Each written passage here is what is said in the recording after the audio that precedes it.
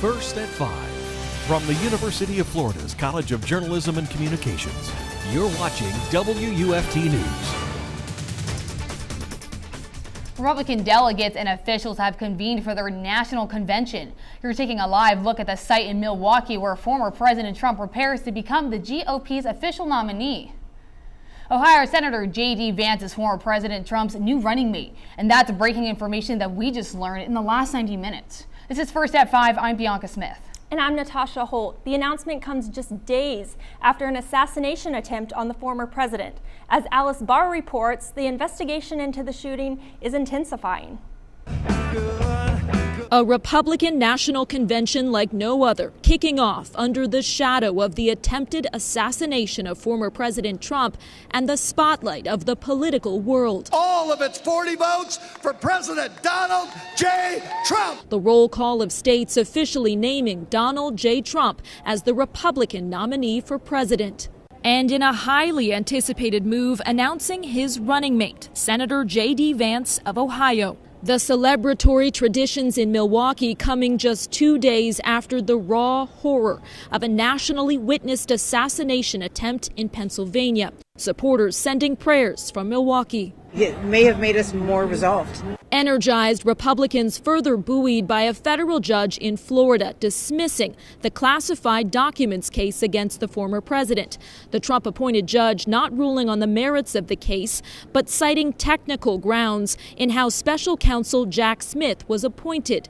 The Justice Department is expected to appeal while it's focused now on the attempted assassination. The FBI today searching the home of the 20-year-old shooter, looking for clues to his motive and investigating how he was able to climb onto a roof 150 yards from former President Trump and fire multiple shots hitting him in the ear.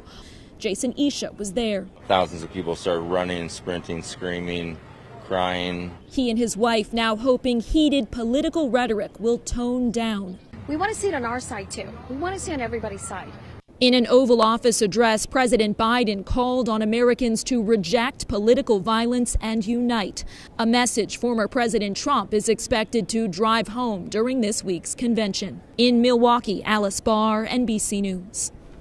Florida Senator Marco Rubio was considered for the vice president pick, but was not chosen based on residency issues. We're told both candidates cannot be from the same state. Florida delegates and officials have made the trip to the RNC, with several of them slated to speak, including Governor Ron DeSantis. WUFT's Kirsten Maselka is live in Milwaukee attending the RNC. Kirsten, Florida leaders spoke to you about the assassination attempt on the former president and actions both sides can take to make sure something like this doesn't happen again. I spoke with Congresswoman Kat Cammack and other Florida delegates about their opinions on the attempted assassination on former President Trump. And across the board, they all had very similar feelings that the media and elected officials should be cautious about the language that they use when talking about their political opponents. Florida lawmakers are calling for more civility in the political landscape following the attempted assassination of former President Donald Trump. Some leaders in attendance at the Republican National Convention believe Saturday's incident in Butler, Pennsylvania was inspired by the rhetoric of politicians and the media. The whole rhetoric just has to calm down a little bit because it's only going to trigger more and more people. Florida Congresswoman Kat Cammack says she primarily blames the Biden campaign for using inflammatory rhetoric. We also have to recognize that there has to be personal accountability for the things that have been said. For example, when President Biden says that he's putting a bullseye on President Trump, compares him to Hitler, that is incendiary rhetoric, and it is dangerous. He needs to take full account for that. However, she says both Republicans and Democrats have contributed to these heightened political tensions. The temperature absolutely needs to come down. I think that has become the new norm in politics, and it's dangerous. When you have each side continuing to up the rhetoric and the ante, it can only end in one place, and it's not great for anyone. Florida State Senator Ileana Garcia says she hopes there will be more civility between both sides in the wake of this incident. You constantly hear the rhetoric about democracy, but we don't see it in action. We hear it in play, in words, in propaganda.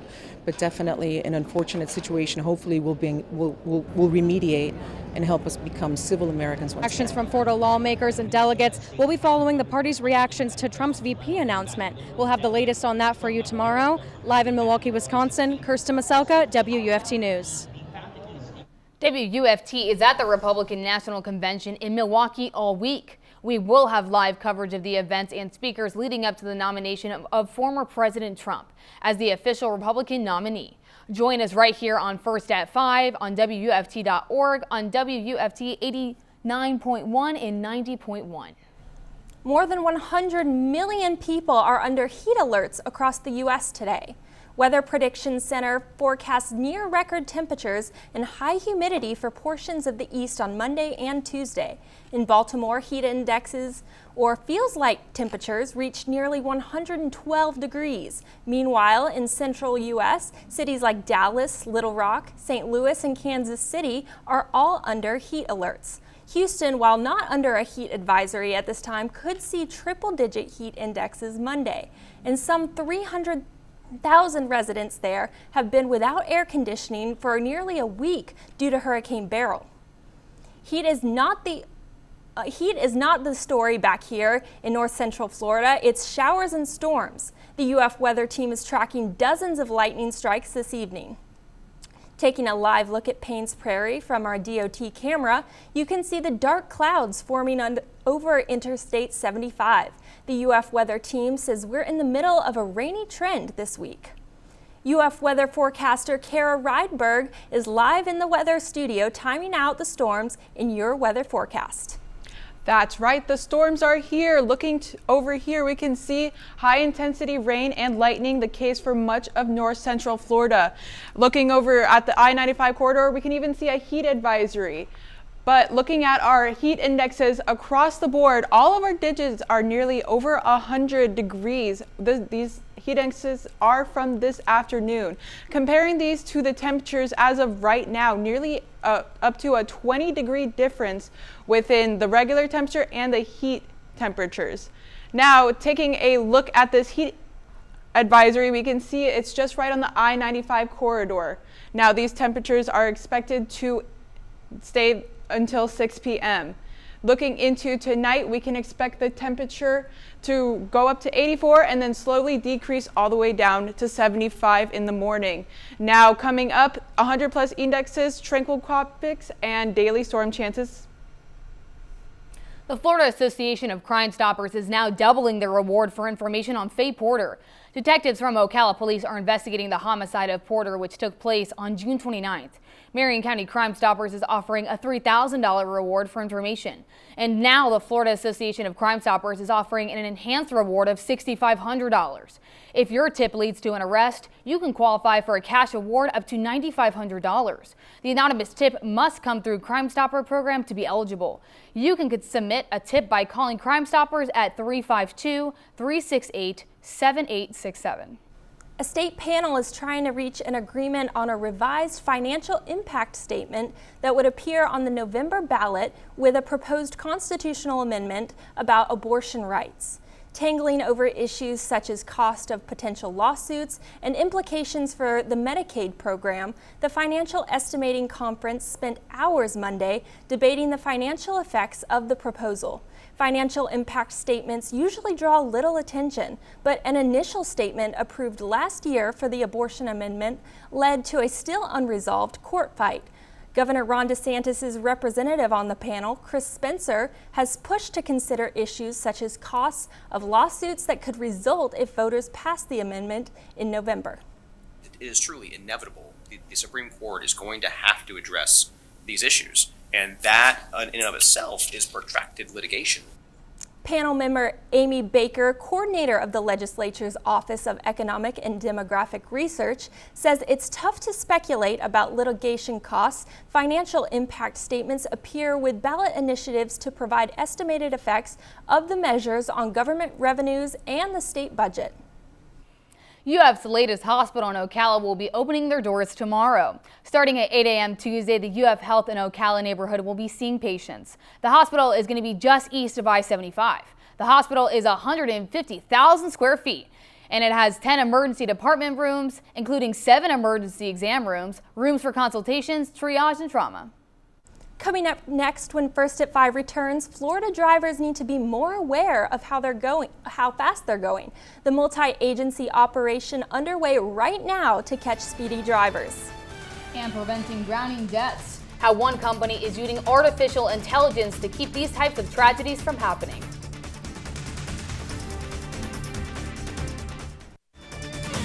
You're watching WUFT-TV News. The leading cause of death for young children in Florida is drowning. So far this year, nearly 60 children have drowned across the state, many of them in South Florida. But a new device which uses an underwater camera and alert system may help stop future tragedies. The device is called Milo, and it was created last year and acts as a virtual lifeguard. It sends text alerts when someone is approaching or entering the pool. It also sets off an alarm in the pool and in your home if someone appears to be drowning, and adds another layer of safety. Officials say Florida leads the nation in children drowning. One Florida mother who lost her daughter says parents need to do all they can to keep these types of tragedies from happening. Always have a water watcher, someone to watch someone while they're in the pool, and never swim alone. If your kids go into the water, make sure they have like bright color swimsuits. The Florida Department of Children and Families reports 99 children drowned last year. The CDC says drowning can be prevented by teaching kids how to swim early, use the buddy system, and build fences that fully enclose pools. They say most drownings can happen in a swimming pool. Health officials say bird flu is spreading after confirming the disease in 5 people working at a poultry farm in northeast Colorado. Health officials believe the workers caught the virus through direct contact with infected birds. They had mild symptoms like pink eye and respiratory problems, but none of them were hospitalized. This comes after 4 people previously tested positive for bird flu.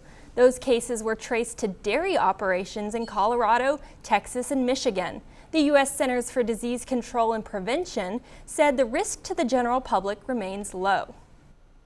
A multi-state speed enforcement campaign begins on the Florida roads today. Operation Southern Slow Down 2024 is a collaboration of state transportation agencies. Officials say their goal is to reduce the number of traffic crashes and deaths caused by speeding to 0. Speeding contributed to nearly 10% of traffic fatalities from 2019 to 2023. FDOT officials say the campaign will focus on stricter traffic law enforcement and public education about changing driver behavior.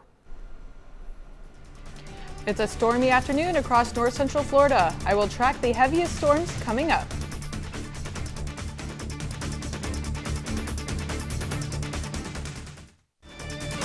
You're watching WUFT-TV News. The storms are here, bringing that high intensity rainfall as well as lightning across the area. Taking a look at the I-95 corridor, we can see that heat advisory is still in effect until 6 p.m. Now, these storms are being fueled by this warm Gulf moisture coming up and to the northeast.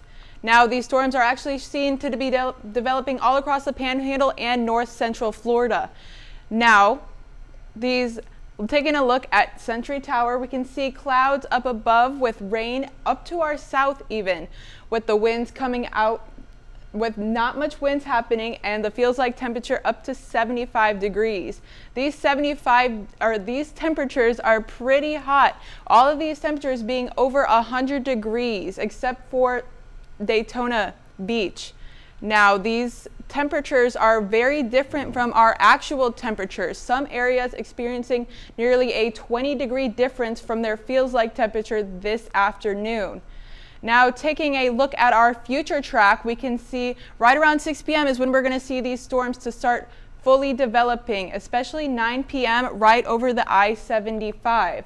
Now, right around 12 a.m. we can see these storms start to dissipate, and 2 p.m. is when they start coming back. Going into the night, right around 6 p.m. we can see them ramping up yet again. Now, these hour by hour for tonight, we can see the showers hanging around right around 7 p.m. Going into the night, slowly decreasing temperature as well as the chance of rain. Now, sorry about that. Looking at the Tuesday morning, we can see our temperatures in the low 70s and some areas even experiencing the low 80s.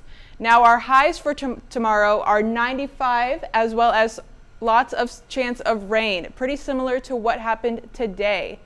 Taking a look at our storm tracker, we can see that not a lot is happening in the Atlantic Ocean. This is exceptional for areas, especially in especially affected by Hurricane Beryl just 2 weeks ago. Fortunately, we're lucky enough to have no areas that are possible for tropical development as of today. Now looking at our 7-day outlook, we can see our temperatures right around the mid-90s up to 100 degrees, as well as the chance of rain being pretty high throughout the week. Possibly pack an umbrella and a water bottle as you're heading out of the door in the morning.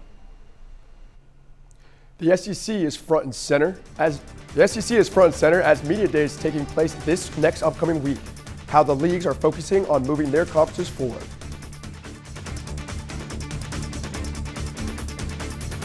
The Kansas City Royals. The other Gators waiting to hear their names called for this year's MLB draft.